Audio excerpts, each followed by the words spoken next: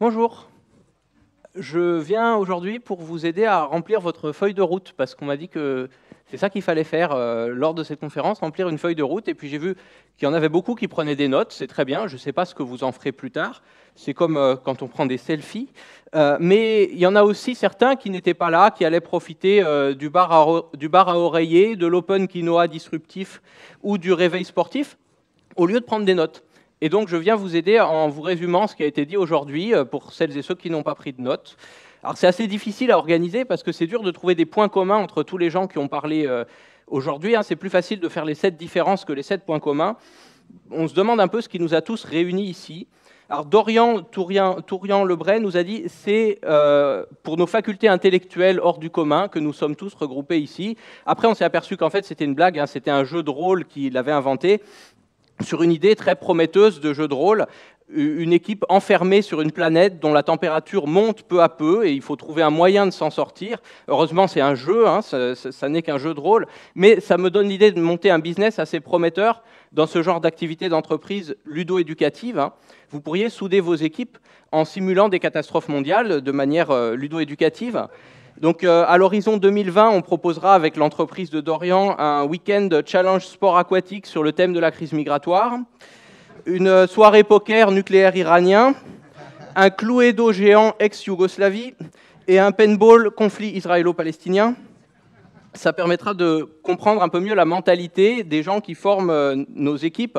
Un peu comme hier, on a bien vu les priorités des gens quand ils ont été face à un choix. Par exemple, quand c'était taxer la viande de bœuf ou trier nos déchets, il y a eu un plébiscite de la poubelle jaune pour sauver nos beefsteaks. Lorsque c'était révolutionner la culture du riz ou finir son assiette à la cantine, là encore, on lutte contre le gaspillage parce que le riz complet, c'est dégueulasse. Et on est prêt à investir dans de nouvelles méthodes d'agriculture révolutionnaires pour pouvoir continuer la cuisson au feu de bois. Alors ça, évidemment, cette question de remettre en cause la cuisson au feu de bois, responsable de 5% des décès d'ours polaires, on pouvait s'attendre à ce qu'elle soit assez mal reçue ici, dans un endroit où le lobby du barbecue et le réseau des anciens scouts est si important qu'on a quand même nommé cette conférence Campfire.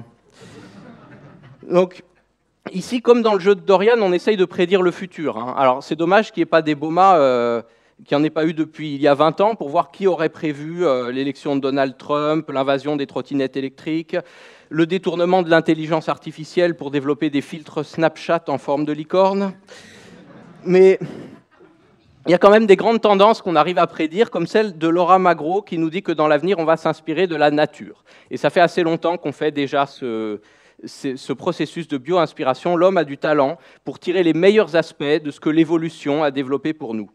Vous saviez par exemple que les crocodiles ont survécu à l'extinction des dinosaures grâce à des œufs à coquilles molles, peuvent survivre à des températures négatives, peuvent se propulser à plus de 5 mètres de hauteur avec leur queue et possèdent une immunité face à toutes les maladies infectieuses.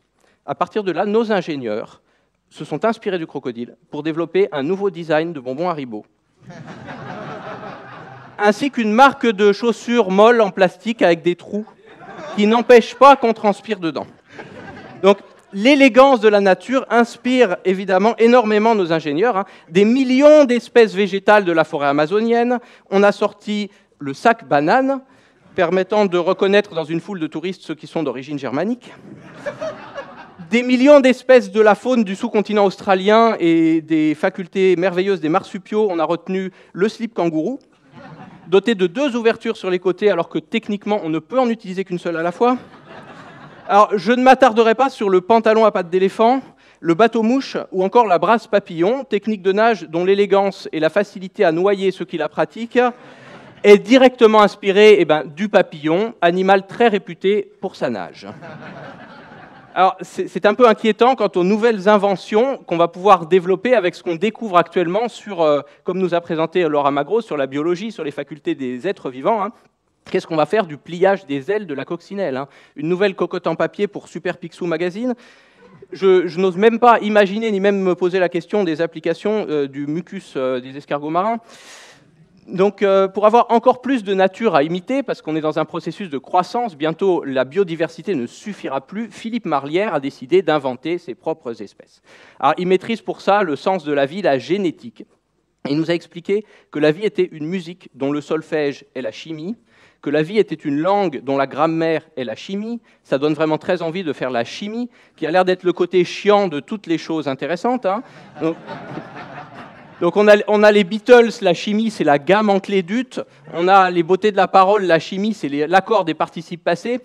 Et du coup, comme tous les trucs ennuyeux, on fait des fautes de grammaire dans la chimie de la vie. Alors, il y en a qui sont involontaires. Hein. Je ne sais pas quel est le dyslexique qui, en recopiant le loup, a donné le pug, le chihuahua et le bulldog français. Mais il y a aussi des fautes de grammaire volontaires. Hein. D'ailleurs, Dorian Tourian-Lebray, à l'horizon 2021, proposera un jeu de Scrabble sur le thème de fautes d'orthographe de Monsanto. Alors, mais Philippe Marlière, lui, il veut aller encore plus loin, c'est-à-dire qu'il veut carrément changer les lettres. Hein. C'est un peu comme quand vous êtes habitué au clavier AZERTY, puis qu'on vous file un QWERTY, pendant quelques semaines, il s'insère des lettres à la place de là où il ne faudrait pas, ce qui va faire que plus tard, nous mangerons de la salade de Zomaz, de la zarze au citron, mais c'est pas très grave tant qu'on aura du bœuf et du riz, comme on l'a vu. Ce qui nous importe le plus, les légumes, en fin de compte, on s'en fout.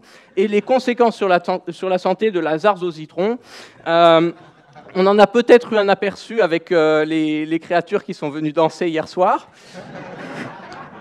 Elles ont déjà été testées sur l'être humain. Les gens ont l'air de survivre. Bon. So, for the next speaker, I will talk about him in English, because it would be a shame not to use my Cambridge accent with you today. Et puis pour amortir les casques à traduction, hein, que ça serve un peu à quelque chose. So, we heard that we did not stop the Stone Age because we ran out of stones. Eh bien, Mr. Mitch Hunter Skylion, just in case, wants to still gather a bit more stones for us. So his idea is very promising. Huh?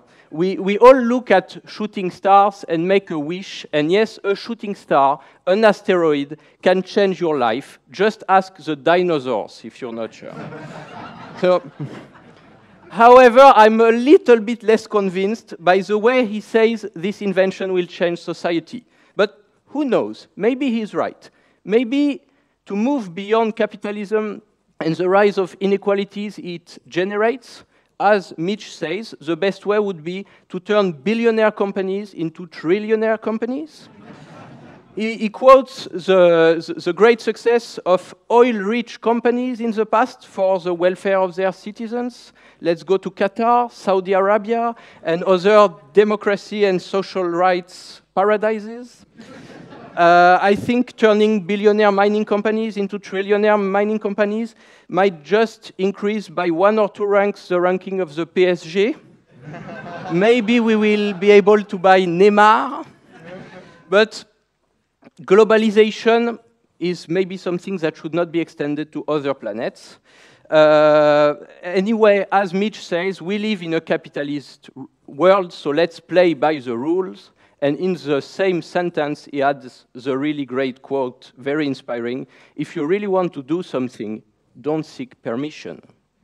Thanks a lot. I had always wanted to see if my Fiat Panda can really go 260 kilometers per hour, as it is written on the speed gauge. I have always wanted to launch my own drug trafficking company. I always wanted to say nonsense in front of a very smart crowd of CEOs. Why seeking permission?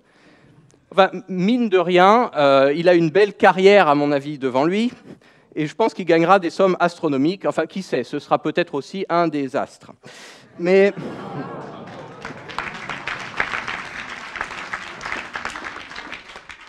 dans tous les cas, faire mineur dans les astéroïdes, ce sera un métier très stressant, et il y a beaucoup de métiers de plus en plus stressants qui vont apparaître dans l'avenir. Et donc, il y a de plus en plus de gens stressés. Apparemment, le stress rend les gens fous. Donc, 1 personne sur 4, hein, nous ont dit Guillaume et Raphaël de OpenMind, 1 personne sur 4 développe une psychopathie liée au stress. Donc, sur les 13 speakers que vous avez vus, hein, il y a 3,25 psychopathes. Alors, vous avez l'embarras du choix, à vous de deviner. Il paraît que la foule ensemble peut avoir une vue assez lucide sur tout ça, excepté 1 personne sur 4. Donc, pour les repérer, ils ont développé un détecteur de mensonges, parce que les gens stressés, eh bien, ils mentent. Quand on est en retard dans le métro, toujours, on envoie un texto où on dit qu'on est 3 stations plus loin. Et après, on se dit que le manque de Wi-Fi va peut-être nous donner raison finalement. Mais moi, je ne vois pas pourquoi il faut éliminer le stress, parce qu'à mon avis, c'est quelque chose d'assez bénéfique. Vous voyez, lorsqu'un animal est stressé, comme c'est le cas maintenant, son rythme cardiaque va augmenter, ce qui lui procure de l'adrénaline, qui est une hormone qui permet de survivre, il me semble. Le sang influe vers les organes vitaux, le ventre gargouille. Non, ça, c'est peut-être lié à la faim. En tout cas, c'est à mon avis une bonne chose, le stress, il peut être bénéfique, et donc je me demande si leur compagnie est si indépendante que ça, si elle ne serait pas quelque part financée par le lobby des coupe-ongles. Enfin, chacun d'entre vous peut chercher ce qui vous stresse. Moi, dans la vie, ce qui me stresse, c'est souvent la foule. Et heureusement, Mehdi Moussaïd est venu nous expliquer que la foule pouvait pas être si mal, même dans le métro à l'heure de pointe. La foule est capable d'estimer le poids d'un bœuf ou de compter des pâtes avec énormément de facilité. Pour élire un président, c'est moins évident. Et apparemment, si on vous donne un sondage sur le poids des pâtes ou sur le nombre de bœufs, eh bien, vous pouvez être influencé et se mettre à voter utile et à dire qu'il y a 10 000 pâtes. Donc ça pourrait donner des idées à nos institutions. Donc la foule très intelligente, il y a quand même des facteurs qui inhibent cette intelligence. Des molécules chimiques, par exemple, contenues dans le Nutella, peuvent inhiber l'intelligence de la foule. Des méthodes acoustiques, comme la sonnerie d'un métro, peuvent inhiber le comportement intelligent de la foule. Mais bon, apparemment, c'est quand même la meilleure technique pour avoir un renseignement, c'est de demander à la foule. On le voit dans Qui veut gagner des millions. Le 50-50, c'est pas terrible. L'appel à un ami, ça plante une fois sur deux. Par contre, le vote du public, c'est le meilleur joker. Donc, on peut demander ce qu'on veut à la foule. Alors moi, je me demande pourquoi vous autres grands entrepreneurs n'avez pas demandé à la foule ce qu'elle voulait avant d'inventer des trucs. Parce que franchement, c'est peut-être ça le plus important. Et on s'apercevrait alors que des vitres chauffantes à panneaux solaires dans tous les Ikea, comme nous propose Casper, on n'en demandait pas autant, nous. Nous, la foule, on aimerait juste que vous inventiez un truc pour pouvoir continuer à écouter de la musique quand on ferme YouTube. Ça ne doit pas être si compliqué que ça, quand même. Je veux dire, on va sur la Lune, on va chercher de l'or dans les astéroïdes, et on ne peut pas envoyer un email sans qu'il y ait marqué en dessous « Envoyé de mon iPhone », ce qui trahit qu'on n'est pas au bureau à ce moment-là. Vous pourriez changer ça, faites quelque chose. Si vous ne savez pas le faire vous-même, demandez aux décideurs qui financent la recherche, mais qu'enfin, on ait une télécommande de la télé, où quand on appuie sur un chiffre, il ne s'affiche pas 4 fois, et on ne se retrouve pas sur la chaîne 111 ou 1111 à regarder des vidéogags de chiens ou des trucs porno brouillés, ou pas d'ailleurs. Non, vraiment, on voit dans la médecine, on nous propose de mettre des robots dans notre cerveau qui vont nous permettre de vivre 10 000 ans, c'est super, mais si vous pouviez, en passant dans le cerveau, retirer la zone qui nous fait la peur des araignées, retirer la zone qui nous fait dire bonsoir au lieu de bonjour à des heures aléatoires.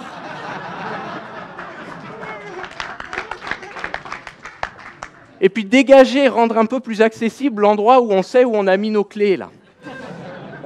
On voit qu'on est chez des intellectuels aujourd'hui parce que, comme toujours, quand on parle du corps humain, on parle que du cerveau. Améliorer le cerveau, soigner le cerveau, les autres organes, on n'en a rien à faire.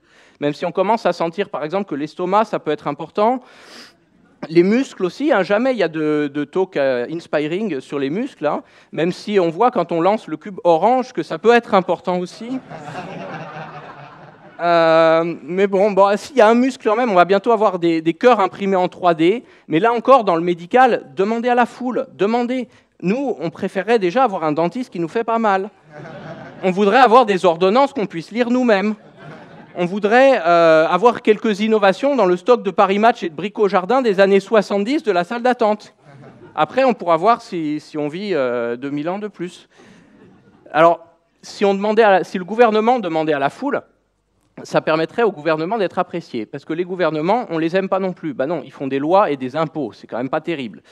Alors pour ça, pour éviter ces problèmes-là, Primavera da Filippi nous a proposé de créer notre propre gouvernement, où on va aller partir ailleurs pour créer un gouvernement comme on l'aimerait, en étant des Beyonders. Alors elle a proposé d'abord dans l'espace.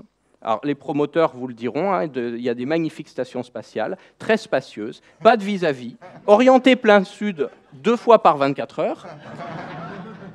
Moi, ça, je vous dis, vous exilez dans l'espace, mauvais bail, parce que vous aurez comme voisin Mitch Hunter-Scallion avec son marteau-piqueur. il vaut mieux s'exiler, comme elle le propose, sur Internet. Alors ça, c'est formidable. Un gouvernement dans un ordinateur qui soit régi par des ordinateurs, un État ordinateur, c'est-à-dire allier l'administration et l'informatique. Donc, non seulement ils vous demanderont plusieurs fois des papiers avec votre date de naissance, mais en plus, il faudra confirmer le mot de passe.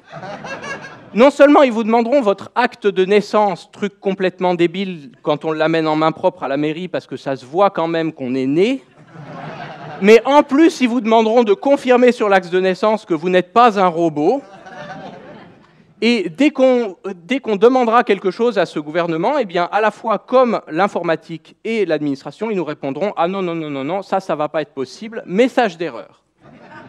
Alors le problème, c'est que des paradis de pays Internet, on va avoir un paquet de migrants virtuels, vu qu'on a quand même une bonne part de l'humanité qui a une mauvaise connexion Internet, qui n'a pas la 4G. Donc ils vont essayer de voyager serrés dans des fichiers zip pour arriver à envahir nos ordinateurs. Alors, ce sera très dur d'ailleurs d'assimiler leur culture, souvent issue de Windows, à nos Macintosh, sans parler des naufragés victimes d'une panne de Wi-Fi qu'il va falloir aller secourir, et de ceux qui auront oublié leur mot de passe à la douane. Donc il vaut mieux aller vivre dans Liberland. Alors Liberland, c'est un no man's land entre la Serbie et la Croatie. Donc il fait beau, il n'y a pas d'impôts, il n'y a pas de loi. Juste, par contre, si vous voyez comme des passoires qui dépassent du sol, évitez de marcher dessus. Donc, ça, c'est un très bel endroit comme nouveau paradis fiscal, hein, les zones de guerre, on n'y avait pas pensé. Il y a aussi de très jolis endroits entre la Corée du Nord et la Corée du Sud, ou sur la bande de Gaza, où vous pourrez vous établir sans impôts et sans voisins gênants. Car il n'y a pas de bruit, apparemment, dans les zones de guerre, et il y a un silence terrible des zones de guerre que nous a décrit de manière très émouvante Caroline Brandao. Il y a un silence dans les zones de guerre, mais il y a aussi un droit de la guerre. Alors ça, je trouve ça très rassurant sur l'avenir, parce que ça veut dire qu'il y aura toujours des guerres pour faire tourner l'économie, mais qu'au moins, on va tricher de moins en moins. Hein, alors ça, un droit de la guerre, bon, c'est assez utopique, hein, parce qu'on n'arrive pas vraiment à respecter les règles du Tour de France. Alors, pour une guerre, je ne sais pas, peut-être que les chars mettront leur clignotant mieux que les civils pour tourner à droite, mais j'ai quand même des doutes, mais enfin, ça va peut-être améliorer la guerre du futur. C'est vrai qu'aujourd'hui, on ne parle plus vraiment de gros conflits avec plein de morts. On fait des frappes chirurgicales, comme ils disent. Hein, ça, c'est quand ils envoient des bombes sur les hôpitaux. On ne vise plus des gens, on vise des objectifs stratégiques. Et donc, il faut des règles pour réglementer tout ça. Il faut bien une procédure si dans la mallette nucléaire, Macron oublie son mot de passe. Indice, si vous trouvez un jour la mallette, son chien s'appelle Nemo. Oui, parce que la guerre se déplace sur de nouveaux terrains. Hein. Maintenant, on a des hackers qui, non contents de nous bombarder avec des vrais avions, on nous envoie des virus informatiques pour nous télécharger nos séries Netflix gratuitement. D'ailleurs, il faudrait aussi une réglementation légale pour les gens qui nous spoilent la dernière série de Game of Thrones, pour celles et ceux qui ne l'ont pas vue. Bref, le droit de la guerre, ça s'applique sur un principe que je trouve merveilleux, dit par les militaires, que nous a raconté Caroline. Le principe militaire, on ne tue pas une mouche avec un bazooka. Ils sont futés, les militaires. Parce que, franchement, le bazooka, je pense que parmi toutes les méthodes employées pour tuer les mouches, c'est celle qui respecte le plus la Convention de Genève. Parce que si vous regardez la tapette à mouches, qui bien souvent les laisse encore un peu vivantes, si vous regardez les armes chimiques du bégon insecte volant, ou pire, la torture du papier tue-mouche, je pense que la mouche, si elle avait le choix, prendrait le bazooka sans aucune hésitation.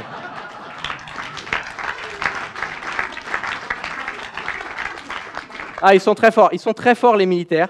Ils ont quand même inventé un robot en forme de mulet qu'ils ont appelé Big Dog.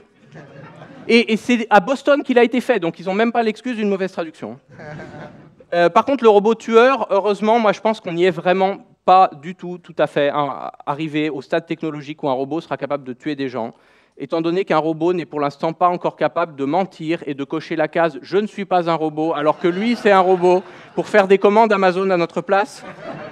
Donc, je pense qu'à partir du moment où ils ne mentent pas, c'est peu probable qu'ils arrivent à nous tuer. Par contre, Caroline a dit quelque chose de très dangereux à la fin, quand même. elle a dit, pour en parler à Mitch, que l'espace extra-atmosphérique appartenait à l'humanité. Ben moi, je pense qu'il y a tout plein de martiens, j'espère qu'ils ne nous ont pas entendus. Parce que peut-être qu'il va y avoir une invasion imminente. Mais bon, en attendant, il nous faut une feuille de route. Alors je trouve génial pour un forum d'innovateurs d'utiliser une feuille de route, chose que plus personne n'utilise. À la rigueur, une carte Michelin pour faire vintage, mais... Donc, notre feuille de route, il faut d'abord que vous trouviez une invention. Il ne faut pas qu'elle soit disruptive, c'est déjà trop mainstream. Il ne faut pas qu'elle soit innovante, c'est déjà trop vieux, trop old school. Donc, il faut jouer à mon avis, on est sur de la disnovation, là. Alors, sur quoi exactement l'invention? On s'en fout. L'important, c'est de trouver le bon néologisme mot valise qui va vous permettre d'avoir à la fois de la crédibilité scientifique, tels des médecins de Molière, et quelques hashtags sur Twitter dont vous aurez l'exclusivité.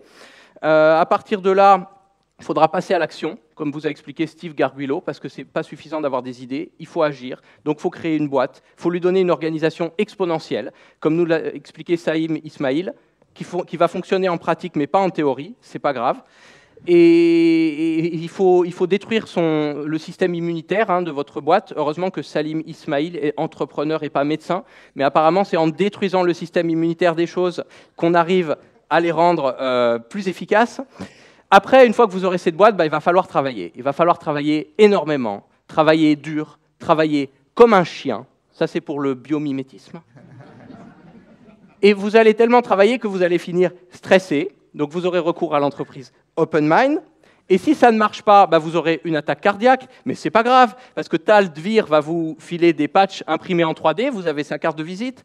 Et si ça continue à ne pas aller très bien, vous aurez une attaque cérébrale. Mais ce n'est pas grave, parce que Bertrand Duplat va pouvoir vous mettre des petits robots dans le cerveau. Donc prenez son LinkedIn. Après, une fois que vous aurez fait fortune, vous n'aurez plus qu'à exiler votre avatar numérique dans un magnifique paradis fiscal d'une société au gouvernement innovant, où l'argent a été remplacé par des cartes Pokémon, et où il n'y a ni mot de passe Netflix, ni limitation de vitesse. À partir de là, vous n'aurez plus qu'à mettre vos lunettes de soleil photovoltaïques, prendre un parasol en métal pour éviter les débris d'astéroïdes, et donc vous réfugier dans un disque dur étanche, à l'abri de la montée des eaux et des militaires du futur. En attendant ce futur lointain, j'ai plus qu'à vous souhaiter un bon appétit dans un futur proche. Dégustez bien Lazar's aux pommes et les courgettes farcies. Et vous inquiétez pas s'il y a du bœuf et du riz blanc, parce qu'on triera vos déchets pour vous. Merci Bill François. Merci Bill. Merci.